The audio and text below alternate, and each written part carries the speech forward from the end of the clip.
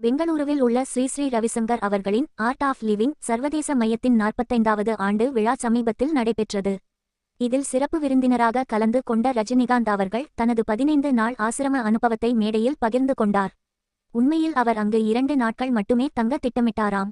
ஆனால் அங்கிருந்த இயற்கை எழில், அமைதி, ஏன் அங்கிருந்த யானை, குதிரைகளின் முகத்தில் இருந்த மகிழ்ச்சி கூட அவரை 15 நாட்கள் அங்கேயே கட்டிப்போட்டுள்ளது.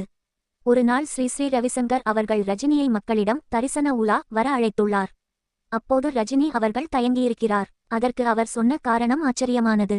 குருதேவ், நான் உங்களோடு வந்தால் மக்கள் என்னை அடையாளம் கண்டு கொண்டு ரஜினி ரஜினி என கத்துவார்கள்.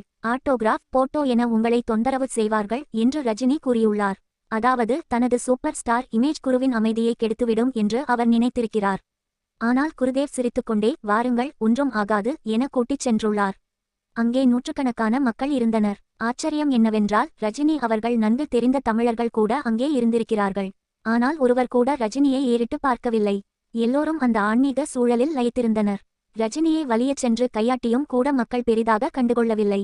அந்த நிமிடம் தான் ரஜினி அவர்கள் ஈகோ சுக்குநூறாக உடைந்திருக்கிறது. பெரிய அரசியல்வாதிகள், தொழிலதிபர்களை பார்த்த எனக்கு அன்று அந்த சாதாரண மக்களிடம் தோற்றுப்போனது போல் இருந்தது என ரஜினி உருக்கமாக கூறினார்.